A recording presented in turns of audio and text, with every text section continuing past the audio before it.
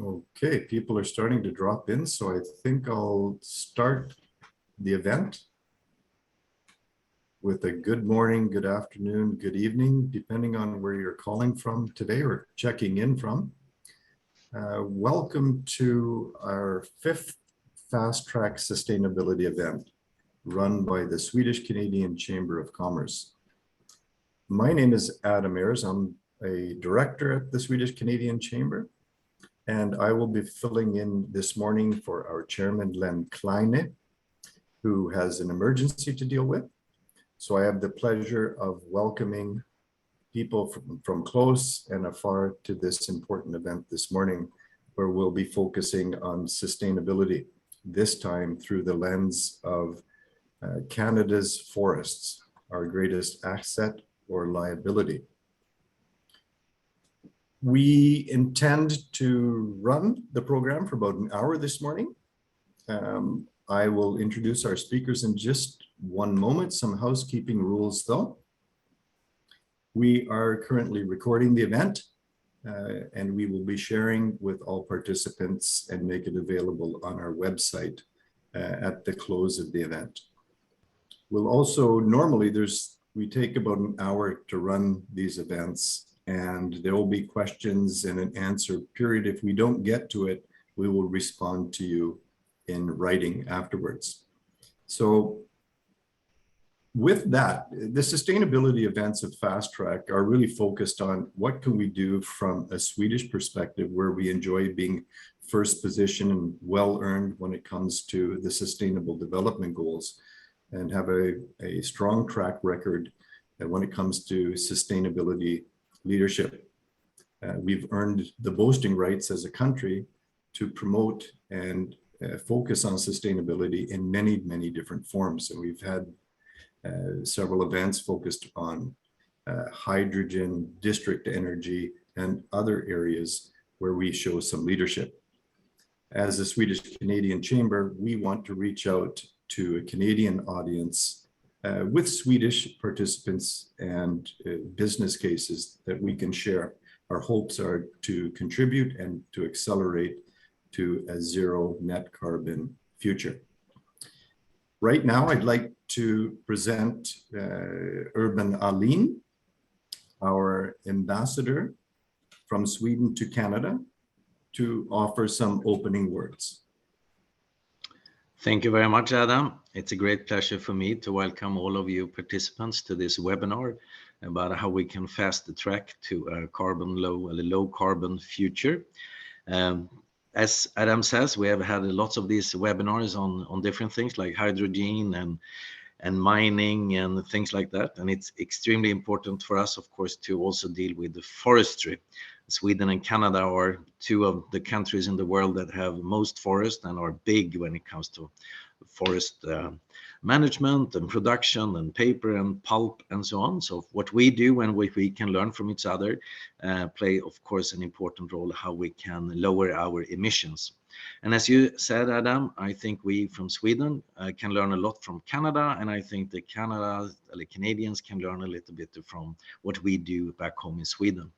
There are lots of similarities between our two kind of productions in Canada and Sweden, but there is also differences, and one that I have said many times when we have meetings is that most of the forest in Sweden is privately owned, and the vast majority is privately owned, and in Canada it's more like owned by the state or the federal level or the provincial level, and that is of course a big difference in how we manage our forests.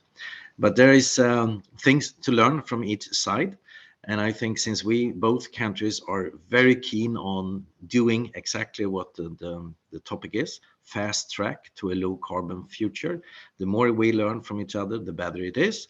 And of course, it's also good for our competitiveness in the future if we will still be having, or if we still will have a leading role how to manage our forest in a very sustainable way. So I'm extremely happy to see so many participants, and I'm happy that the Chamber is doing this webinar. So thank you all, and I'm looking forward to participate in this webinar. Thank you very much, Adam. Thank you, Urban.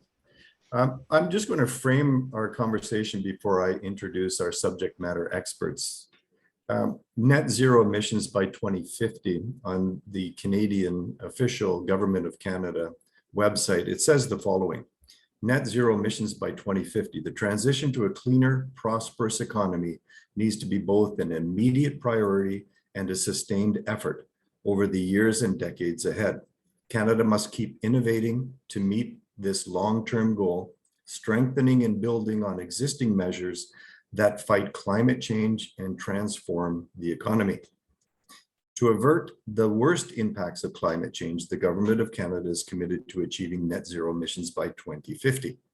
This goal will require support and engagement from all parts of society, including provinces, territories, cities, Indigenous peoples, youth, and businesses. That's a tall order. Canada is not alone when it comes to signing agreements and putting the stake in the ground and saying that we want to be part of the solution and not part of the problem. That's the context in which we're working. Now we need to get into the weeds to see how we're performing today. What is it when it comes to forestry we can do better? What are the keys in moving faster? How do we have intelligent conversations on future energy? What role do forests and forestry play in that definition of finding a path to a low carbon future?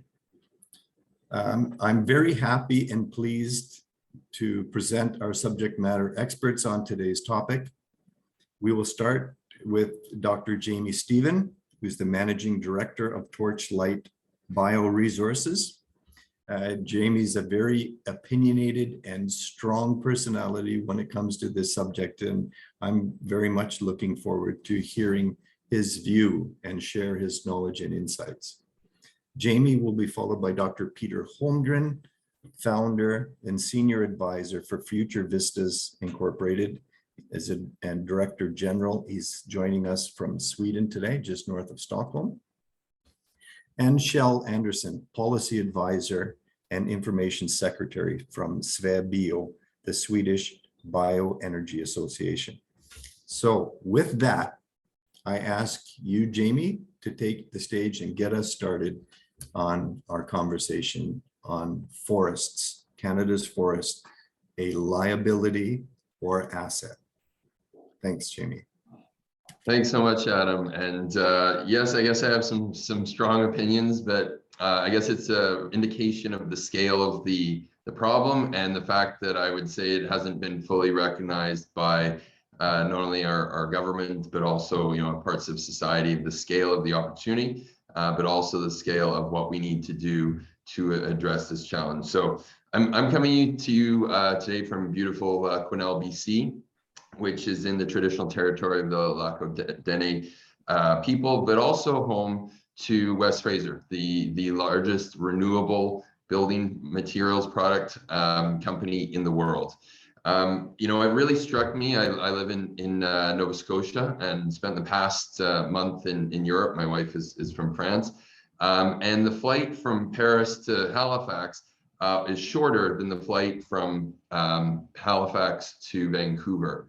And obviously, as you're flying across the country, most of the time you're flying over forests. So it really gives you an indication of the scale of what we're dealing with here, and also the scale of the opportunity.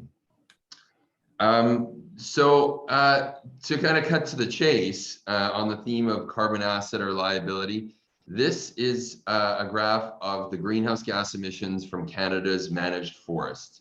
In 2018, the largest source of greenhouse gas emissions nationally was not oil and gas, it was not transportation, it was our forests at 243 million tons of CO2, and that's the net release.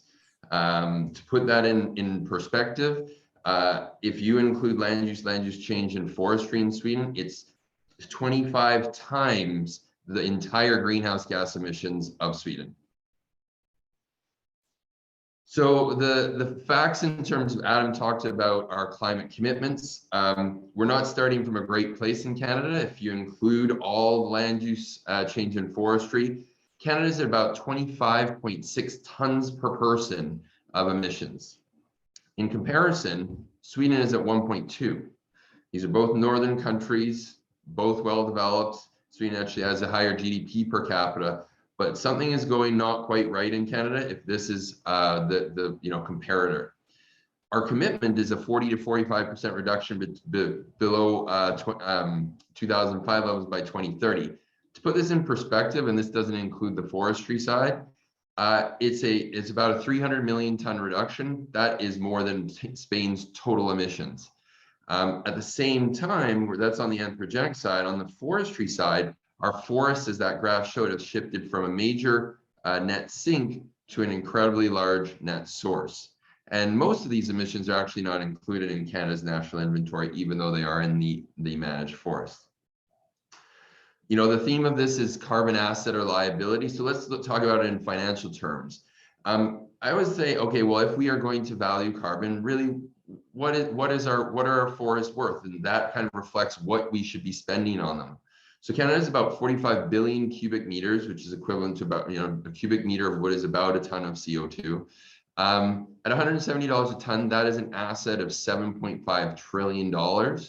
And to put it in perspective, if you add up all of Canada's infrastructure, not including the buildings, but all our other infrastructure, it's less than 1 trillion. So this really is a giant asset. And our return on assets, when you consider that 2018 figure, is minus 0.55%. Not very attractive if you put it in financial terms, or a loss of $43 billion in carbon terms. In comparison, Sweden on an annual basis has about a 5% return on its carbon assets. We have made some efforts, obviously, in Canada, and the 2 billion trees gets a lot of attention. Canada has 318 billion trees, so that really reflects 0.6% of the resources. And the net losses in 2018 alone is approximately equal to the mature stored carbon of those 2 billion trees. So we are making efforts, but relative to the scale, they're wholly inadequate. So people say, okay, well, we must be over harvesting. That must be the problem why we're losing so much carbon. Well, no. In fact, timber harvest in Canada is down about a third from where it was in 2004. Obviously, a lot of this is related to downturn in the pulp and paper market. And so what we can see from this graph is that the timber harvest is actually inversely correlated to the net emissions associated with our forest. And so what that means is that it's really disturbance that is driving this trend, fires, insects, and not increased timber harvest, as some would have someone tell you. So really, as I mentioned, what has been driving this? It really is largely about a lack of markets for low-grade wood fiber, for pulpwood, etc. What we can see is that Canada was by far the world's leader in newsprint production. Canada continues to be the largest exporter of newsprint.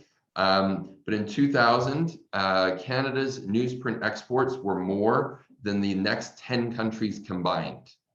We were the world leader in a sector that was not a great one to be in. So if you add up, this is 2020, if you include 2021, we're down about 85% from peak in newsprint, and obviously the other pulp and paper components are also down significantly.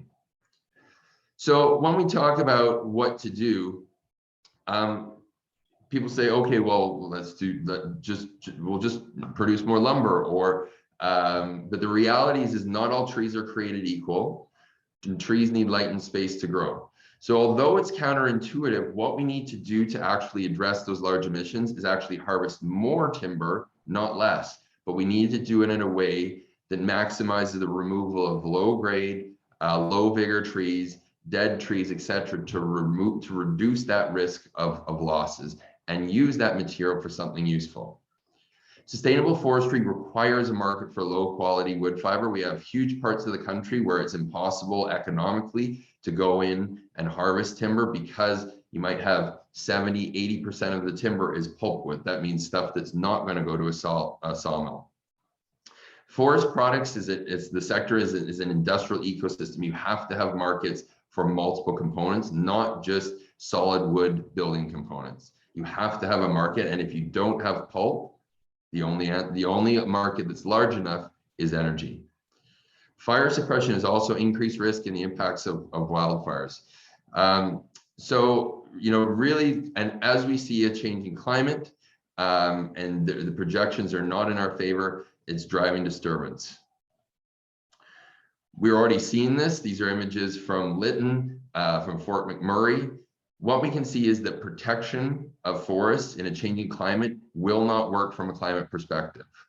Canada's national parks, the epitome of protection, have become a net source of greenhouse gas emissions. You know, the evidence is there, and so we just have to wake up and recognize that something different needs to be done. As I say, trends are not in favor. If we look at the number of large fires and the area burned that is projected, if we don't change our management practices, we're going to see a tripling, quadrupling to the number of large fires and the area burned by 2100. The trend is not our friend.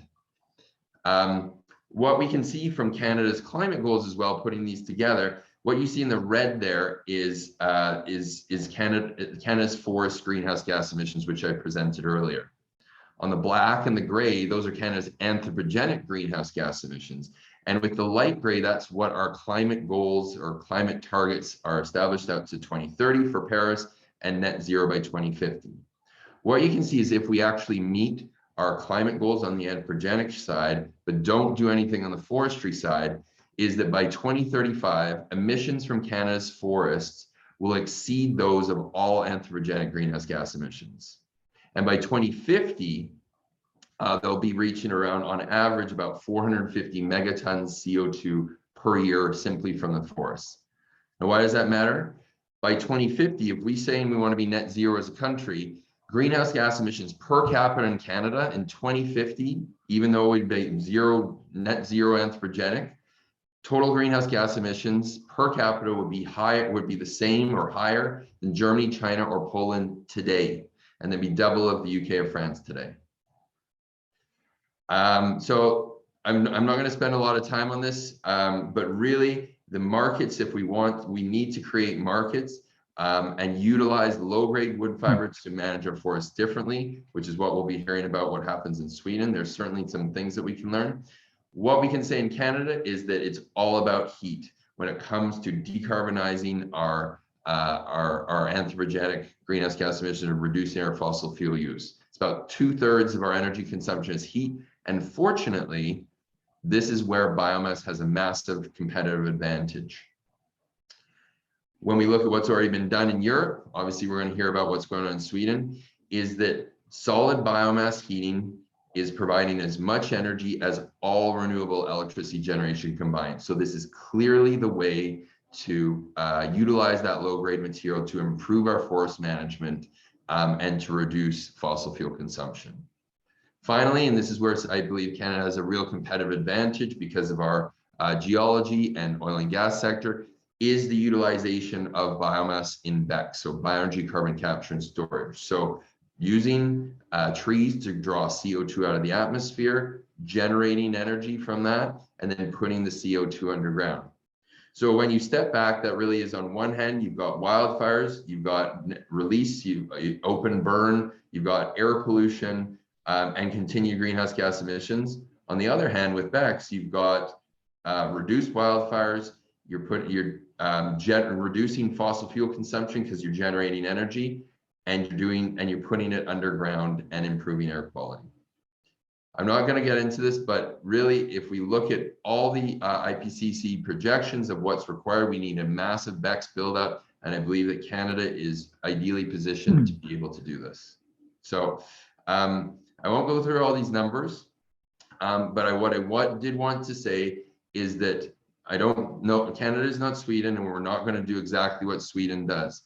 But if we put the numbers in perspective, Canada's timber harvest, US timber harvest combined are down about 150 million cubic meters per year since 2004. If you converted that to wood pellets, that would replace 30% of Russian natural gas in the EU. If we had the same harvest rates of Sweden, because Sweden harvests about 7 to 8 times per forested acre that Canada does, we would have a harvest of 940 million cubic meters. Currently, our harvest is about 140 million cubic meters. So what does that 800 million cubic meters represent? Well, number one, it's dramatically more on an energy basis than the EU consumes in natural gas from Russia.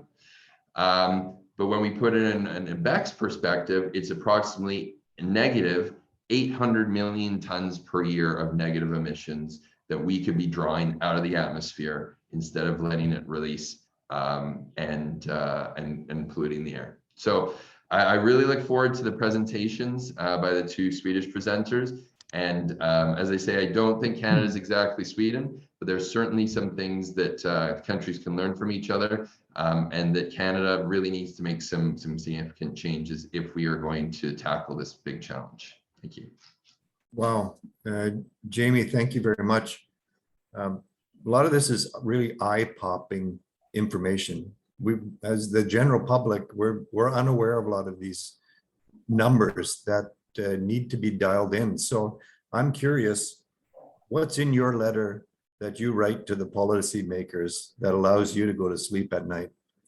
Because, and as business people, because it should be no secret to anybody, we have an energy crisis. Energy security is a big deal. If we're going to a low carbon future, what's going to replace it? And I see a lot of positive messages there for I've heard you speak in the past about the adoption of district energy systems to speak to decarbonization of heating and cooling, where biomass can play a huge role. And, you know, we don't want to see that squandered, and we can play a role outside of Canada in export industry if we get our stuff together. So what's in your letter of policy advisement, you know, your top 3 bullet points? What do we need to do to hit the targets? Well, ultimately, I think we need to have a transparent and pragmatic conversation about what Canada's forests are facing. You know, we're 2% of the world's greenhouse gas emissions, 0.5% of the population, but 9% of the world's forest. And our forests are not subject to 2% of the emissions. They have to feel the effects of 100% of the emissions. And Canada cannot control what other countries do. So we need to adapt. Bioenergy is not just about mitigation. It is about adaptation in a changing climate.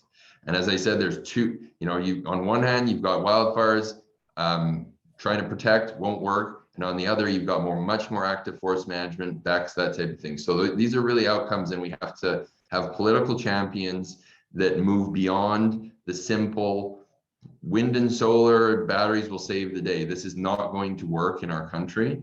And we really need to have people step up and carry this banner. I know it's not the easiest. I get labeled as the guy that likes to burn wood.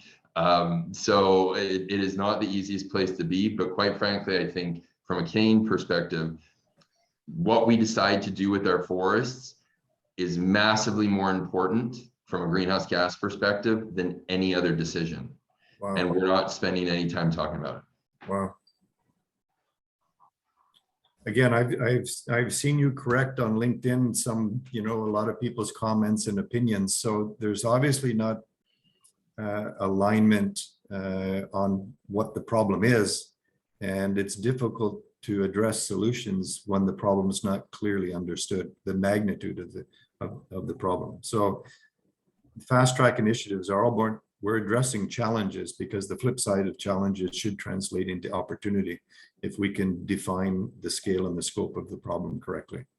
So thank you very much for sharing your insights, Jamie, on the subject. I'd like to hand over now to Peter Holmgren, if you will, Peter. Yes, thank you very much, and thank you for the opportunity to speak in this seminar. I'll start by sharing my screen so we know that works. Does it look all right to you? So it'd be great to have this opportunity to contrast the developments in Canada with the developments in Sweden and maybe draw some conclusions at the policy level. So I put the modest title on this presentation as "Harvesting is the best climate action in the forest." And my job is then to try and convince you all that this is correct. We have a report that was recently published from the Swedish forest industries that tries to explain this based on official statistics and established knowledge. This is a difficult arena, of course, because there are many different views and opinions about the forest, as there is, I believe, in Canada. But as long as we stick to the official numbers and are transparent about the analysis, I think we have a very good case to make. So I'll start by talking a little bit about the concepts of forests, wood, and climate change. From there, I'll take you over to what's happened in Sweden over the past 30 years, which is the content of the report I just mentioned. And then establish what is the impact on the global climate over those 30 years and what is the development. I'll end the talk with a little bit of reflection coming back to the Canada case and perhaps some lessons we could learn from that. So, forests, wood, and climate change. What are the policy dilemmas that we are facing?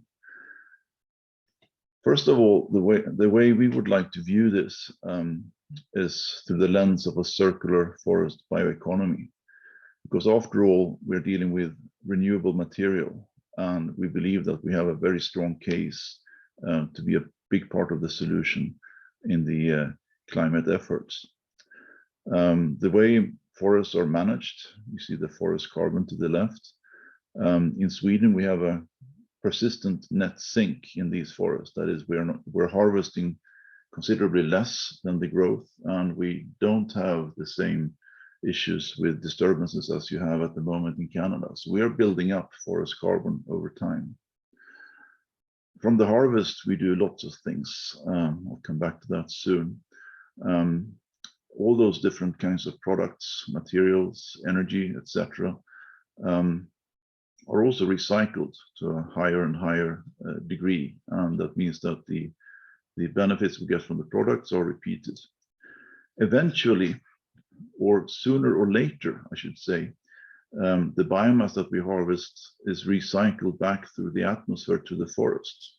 It's really important to say that this is carbon recycling that we're dealing with. This can be bioenergy from the harvested biomass directly, or it can be secondary bioenergy, or it can be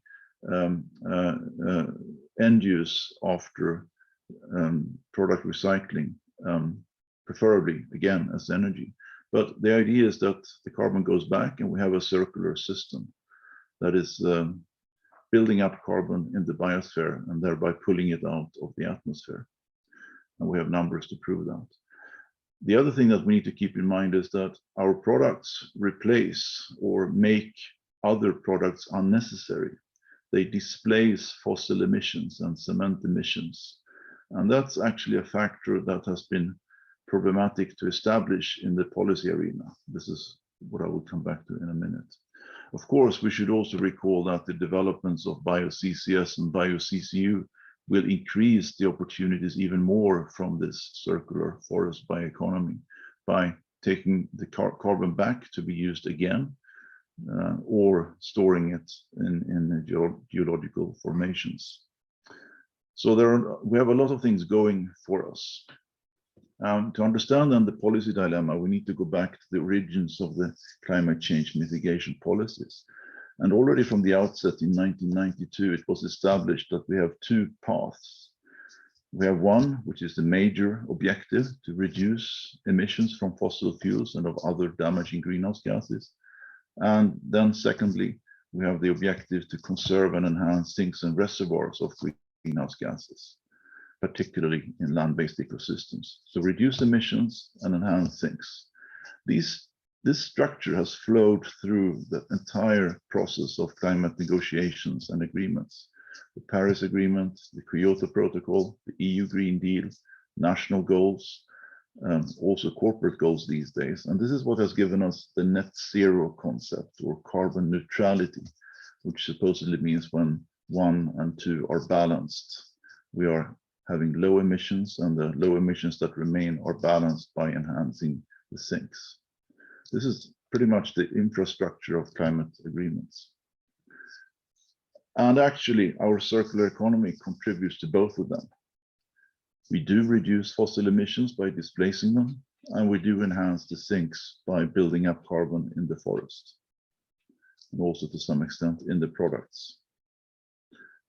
The problem, though, if you look at the policy level, and here the example is the EU Green Deal, where we want to reach net zero in 2050, is that the first goal is the big one and the difficult one, reducing emissions. You can see the curve going down from about 4 gigatons in 2020 to much less in 2050. And then we have the second goal, enhancing sinks and reservoirs, which is supposedly below the x-axis, and at 2050 it will be of the same size as the remaining emissions, so we reach net zero. But the policy focus for forests is almost entirely in the second goal. That is almost entirely focused on increasing the forest carbon stock. And not only does this take away the focus on the big task, that is, how can the forest-based sector and its products and its energy production contribute to reducing fossil emissions, it also potentially challenges the potential for reducing fossils. So we have a dilemma here that the full picture of the circular economy from the circular forest economy is not visible in policies. You can almost illustrate it like this, that our circular economy has been cut off because of the structure for climate reporting and negotiations. The circular feature becomes invisible to politics, and instead forestry or wood harvesting is often described as a problem. So what do we do about this? Let's take a look at the Swedish forest-based sector over the past 30 years. We've measured our forests for 100 years, and we know quite well how the developments look like. We've had a consistent improvement of the forest condition. We have doubled the growth, we've doubled the standing volume, and we've doubled the harvest over 100 years. And also over the last 30 years, this development has continued. You can see at the top that the green line shows the development of the forest, and the grayish illustrates the level of harvesting at the national level. The peak in 2005 was due to major wind throw, which affected the national numbers. But this is going steadily up. And at the bottom, you can see how this plays out in terms of accumulated numbers. The standing volume in 1990, to that we've added the darker green part, the standing volume increase.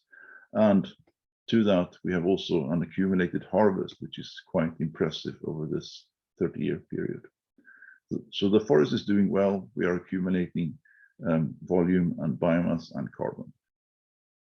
The products from the forest industry is also going up. It follows, of course, the increasing harvests, and you can see that the sawnwood production has gone up by about 40% over this past 30 years. So we're actually increasing the long-lived products quite a lot. The orange line is the pulp and paper industry. It has increased, but not as much as the other components. And then you have the bioenergy part, which I know that Kjell will speak much more about. It has seen an impressive increase over the past 30 years, more than 100% increase at the national level. A point here is also that these components are fully integrated in the forest-based sector. They come from the same trees. One tree contributes to each of these three curves, and that's why we can get a very high efficiency and a high climate effect. Bioenergy, I won't go into this in detail, but it is really an interesting case over the past 30 years. And you can almost illustrate it in this way to show that almost the entire reduction of territorial emissions from Sweden can be explained by the increase of the use of bioenergy. I'm sure Kjell will come back to that in a minute. So what does this mean for the climate? We try to describe the complete climate effects of the circular forest bioeconomy by adding up the sinks, the change in forest and product carbon storage. You remember one of the two fundamental goals, enhancing the sinks. We add on the displacement. You remember the other goal, reduce the fossil emissions. And then we deduct the fossil emissions that the sector itself still does, particularly in transportation. And then we get the total climate effect, which we can illustrate the full contribution. And these are the results. If you start from the top, you can see that our fossil emissions have been reduced considerably over 30 years. In fact, they've been about halved, mainly because the forest industry has completely converted to bioenergy as their main energy source, and also that because transportation has become more efficient. So we're down to about 4 megatons of emissions from the sector. You can see the green line that the sink in the forest, the net sink is high and persistent throughout this period. It's about 40 million tons of carbon dioxide per year, which is approximately the same as the territorial emissions in Sweden. So we have an interesting balance there. And these are the officially reported numbers to the convention. So it can be seen directly from these reports. And then you have the orange line, the displacement, which is really interesting because due to the increase of volumes of forest products, we have also increased the displacement of fossil emissions over this period from about 30 to just over 50 million tons per year. If you add these together, you get the total effect, which is the blue curve. And then you can see that the positive climate effect of the sector has gone up from about 60 to about 90 million tons of carbon dioxide per year. That is an increase of 1 million tons per year over 30 years. This is an incredible acceleration of the climate benefits. Over the 30 years, we've stored 1.4 billion tons in the forest and in products, and we've avoided 1.3 billion tons of emissions due to displacement. The forest corporations in Sweden have adopted this way of describing their business, and these are the annual reports from 5 of the major forestry corporations. Their combined profits last year, and last year was a good year as we know, was about 31 billion Swedish crowns. The positive climate effect was totally 55 million tons of carbon dioxide equivalents. So this is really a win-win for business and for climate policy, if we can make the full contribution visible and have it play out in policy. So my take-home messages from this talk is that, first of all, a summary of the report, that the sector has consistently had a positive climate effect. It has increased over the past 30 years, and that the factors contributing are both an increased carbon storage in the forest, and secondly, an increased displacement of fossil and process emissions. I promised to explain why harvesting is the best climate action in the forest, and this picture illustrates why.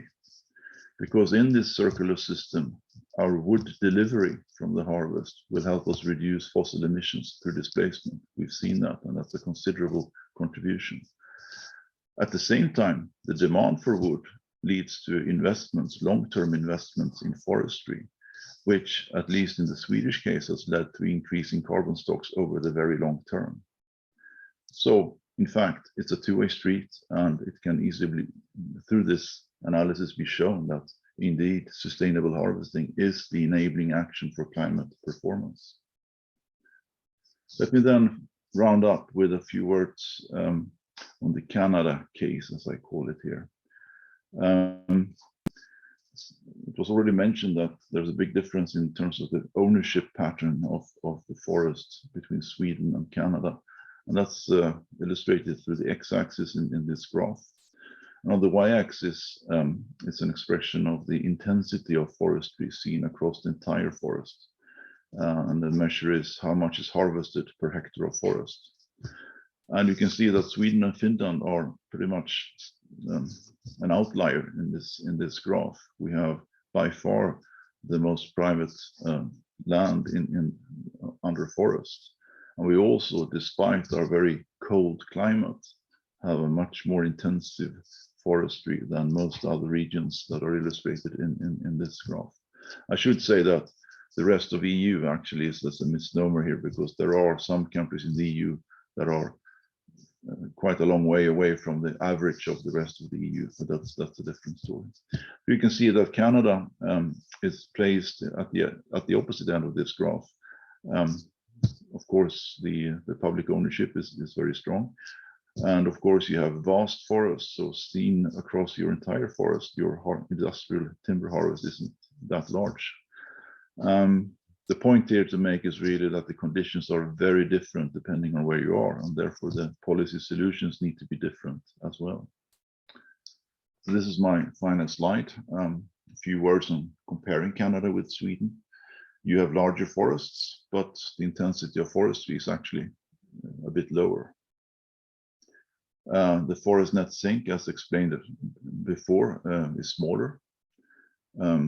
And that's true also without considering the large disturbances. We have similar profiles on the wood industry and the pulp and paper industry. But I would argue that bioenergy is much less integrated in the energy system and also in the forest product value chain. I think Kjell might come back to that.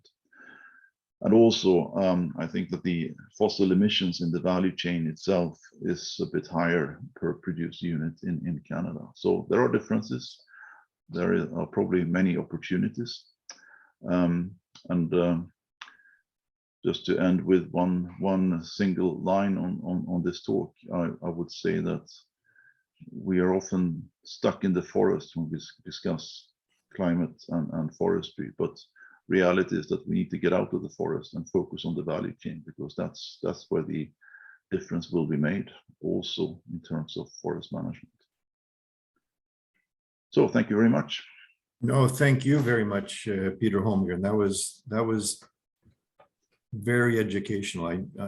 Not unlike Jamie Stephen, I notice in your LinkedIn, you're an educator. There's comments made and there's disalignment in understanding what the problems are. And so thank you for making this contribution. I think we can agree there's a lot that can be better if we're focused correctly and give our time and attention to the things that really matter. So thank you very much for making that contribution. There's a lot of really good comments, statements, questions that are coming in both the chat and the Q&A. We'll take that at the end. I also want to mention that these events are made possible through our sponsors at the Swedish-Canadian Chamber of Commerce, which I forgot to mention at the beginning. So a big shout out to all of our platinum member at the Chamber to make this possible today. I'll hand over to you, Kjell Andersson, to take the stage, please, if you don't mind sharing your screen.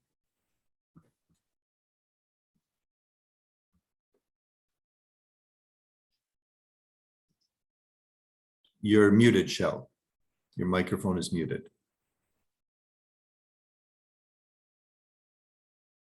Unmute. There. There you go. No. So my name is Kjell Andersson. I work for the Swedish Bioenergy Associations since about 20 years back. And I work with communications and policy mainly. I'm not a forester or an engineer, but I can tell you a bit about what is going on and the policy framework around that. This is a picture of how much bioenergy means in the Swedish energy system today. Bioenergy became the largest energy source in Sweden in 2012 when we passed oil as the biggest energy source. This is seen from the user side. So this is the end use of energy in the Swedish society in all sectors. And you can see that we now have about 60% renewable energy, and that coal and natural gas is almost gone in the system. The coal is almost entirely in the metallurgic industry, in the iron and steel industry. Oil is still big in transport, but in other areas rather small today. If you look at electricity production, we have quite a lot of hydropower. This is the area where Sweden is a bit similar to Canada. We have still quite a lot of nuclear power, but several reactors have been dismantled in the last years. Wind power is expanding very quickly. And we also have a substantial production of biopower in two sectors. We have biopower production in combined heat and power plants in district heating, and we have it also turbines also in the pulp industry. This is how this has played out in the climate mitigation area. If you look at the development from 1990, which is the starting point for the Kyoto Protocol, the Swedish economy has grown with about 70% in real terms. At the same time, the greenhouse gas emissions have been reduced with about 35%. It was quite big, the reduction the last year there, but it's also influenced a bit by the pandemic. So we probably are around minus 30 today, 32. And at the same time, the use of bioenergy has tripled, or gone up by more than 200%. So just like Peter said before, the increased use of bioenergy is a major explanation to our decoupling of economy and greenhouse gas emissions. The development of bioenergy has been very steady through these years. This graph is showing the development of the use of biomass for energy in different sectors from 1983 and forward. We have at the bottom a basic, very large use in the industry, but that is almost entirely in the forest industry. It is black liquor that is burnt in the pulp mills to give them their basic energy need. It's also bark and other residues used in pulp industry and in sawmills and so forth. But also in the last years, we have seen some increase also in other sectors. We have the green is direct use in the residential sector. That is mainly small scale use of firewood and pellets.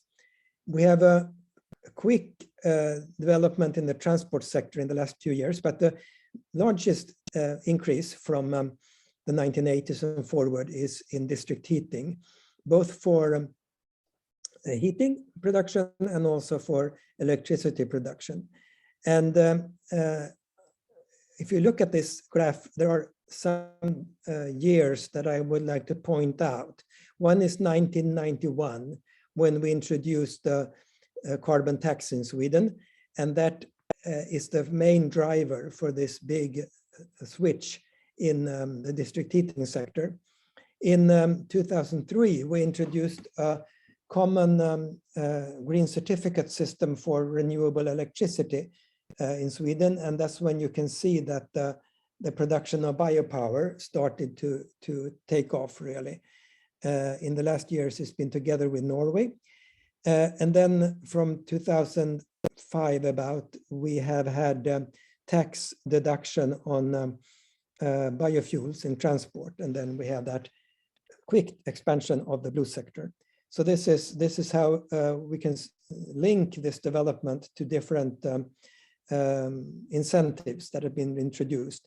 And a long-term conclusion of this is that we have had a steady political support from a broad spectrum of political parties and politicians in Sweden for increased use of our biomass. And one basis for this, I think, is that we were very, very much dependent on imported fossil fuels in the 1970s when we had the first oil crisis.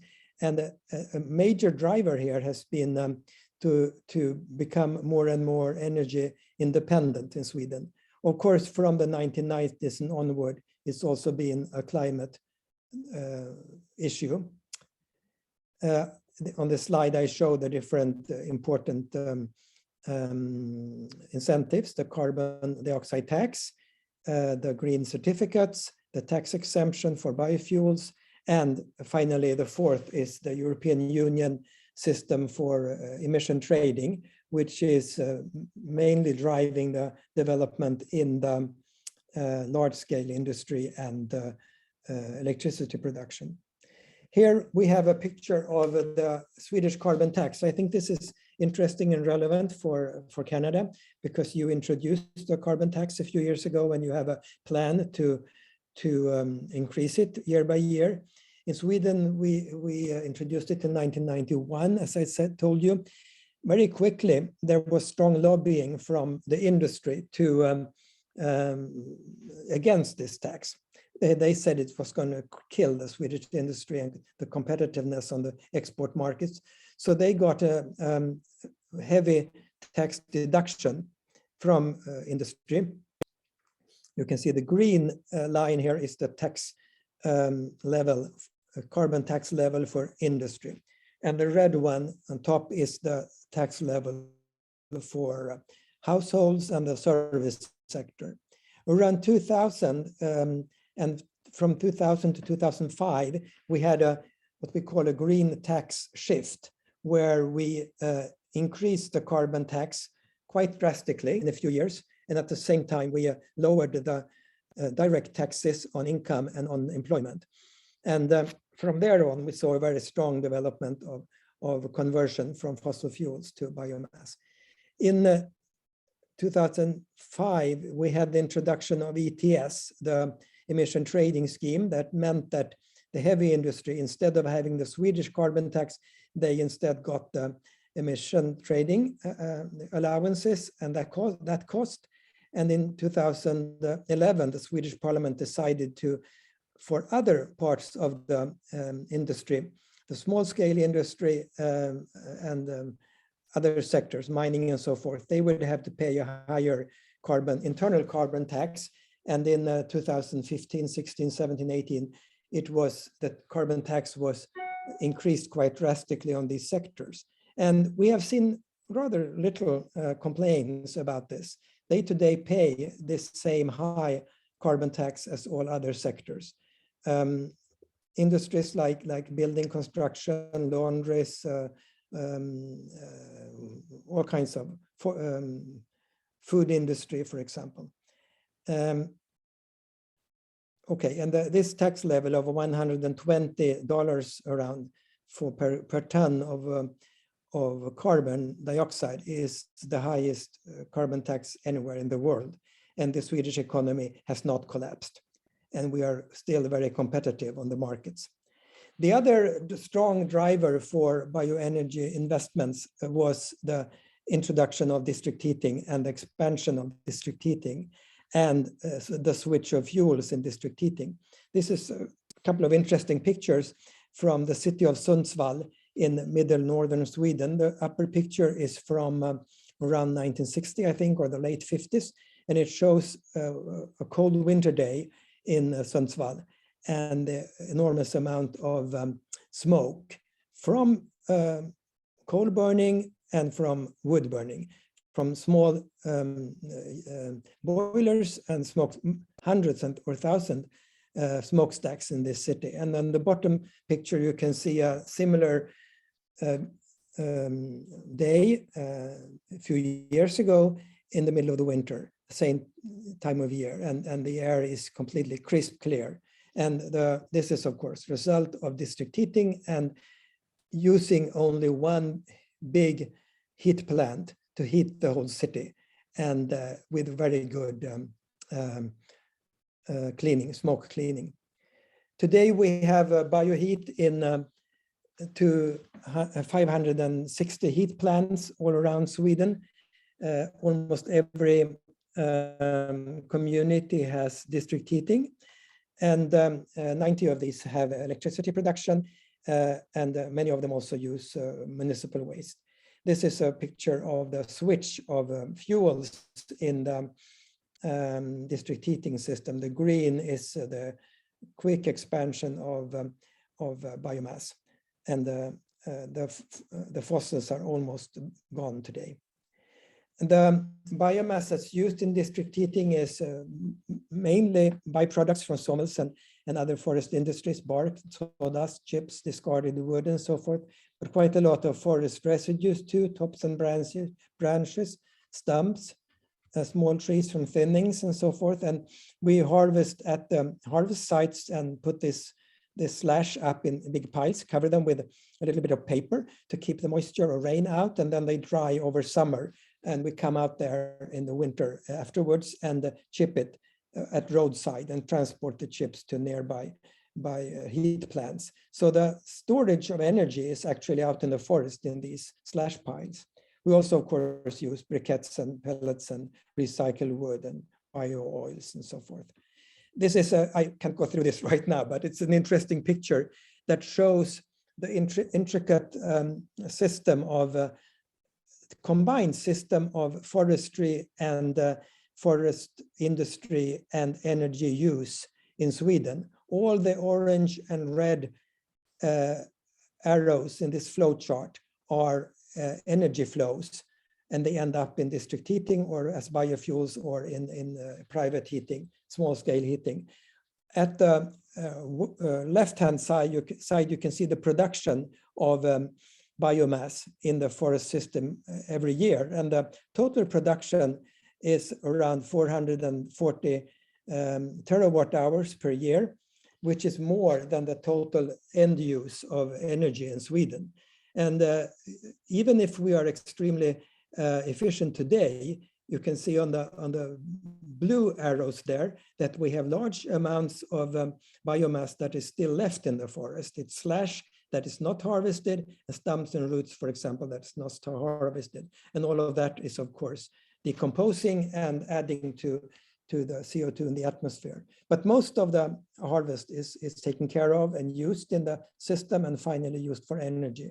And of course, in the future, like Peter said, we may take a lot of that to bio-CCS. And you can see the light green here, that is the stock increase, the part of the growth that we don't use. So we are building up stock at the same time as we're using the biomass in an efficient system.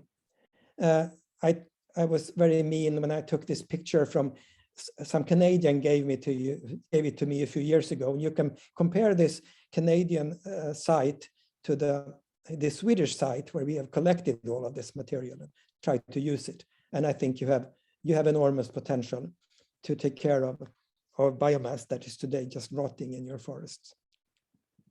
And the next big issue for us is to transform the transport sector. This picture shows that of the petroleum products we use today, almost all is used in transport, the red.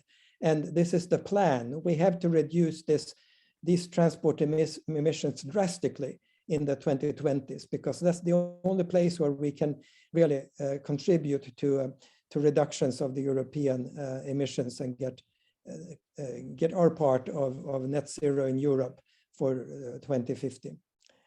We are building more and more biofuels industries from forestry in Scandinavia. These are some examples of this. So this is after having done it in the heat sector. We are working very hard on the transport sector, and I see I'm running out of time. So I will finish there, and thank you. Thanks a lot. Kjell, we're all running out of time. So that's what it feels like. This is, I'm really tempted to take these insightful presentations and send them to everybody who can breathe air. I've got, this is a Chamber of Commerce. So the first thing you do in commerce, you want to know, where's the music playing? Who's doing this best? And look what you can learn. All three of you have spoken to opportunities, and that's what we really want to enable. I've got a favorite sketch. I can remember a journalist who's with a microphone in a crowded city center was interviewing a passerby and asked two questions. He said, what are the two biggest problems of the world? And the busy passerby said, I don't know, and I don't care. And the journalist said, right answer. So we've talked about the effect of taxes, and the only thing that we dislike more than taxes for many people is crises. But when you look at the graphs, you can clearly see that there's a link to crises and the ability and the adaptability to change. And we know that the people on this call care. So it's about sharing knowledge and understanding and defining opportunity. We've sort of run out of time, but I think Mr. Ambassador Urban, Ahlin, do you want to make some closing statements, and then if people want to stay on, we'll address some of the questions that are in the chat. Thank you very much, presenters. Thank you very much, Adam. The only thing I would like to say that it was extremely interesting, and I'm super happy to see Peter and Kjell's slides, and you know, realizing how well we have actually done things the last 30 years in Sweden. Being a local politician one upon a time when we set up the heat plant here in Mariestad, where I come from, you know, it's perfect picture of Sundsvall, and we all see that in all cities around Sweden that we have reduced, you know, all the smoke from the chimneys and so on, and it's a pretty kind of visible change of our local climate as well that people have bought into very much in Sweden. So I just wanted to say it's wonderful presentations, lots of eye-opening facts, and I think there is a lot of potential for an increased cooperation between Sweden and Canada, and that's the reason why we are here at the embassy. So thank you very much, everyone. Thank you. Over to you, Adam. Thank you very much, Urban. I'm sitting in the city of Hamilton, Ontario, and if we're known for anything in Hamilton, we're a steel city. We make stuff, and we make a lot of pollution as well. The good news is conversations are happening all across the city of how do we decarbonize? If anybody needs to do it, we need to do it. And we're working with the Swedes and trying to see if we can, you know, fast track solutions sooner than later, encouraging to say, okay, this is what others are doing. Why can't we do the same? So we don't have the time to make the mistakes individually. It's important that we learn from the best in class and take on board solutions that are available. Victoria, I'm going to ask you, if you don't mind, just to unpack some of the questions. I know that our panelists and presenters have already answered questions as they are in the Q&A, but anybody could have asked them, and I think it's worthwhile to share them among everybody else. Thanks. We're already way over time, but there's a tremendous discussion going on in the Q&A, and my suggestion is that we will send all the Q&As out together with the presentations and the recording. But if there are any specific question that any of our presenters wants to bring up that's already in the Q&A answering them, feel free to share that with the others.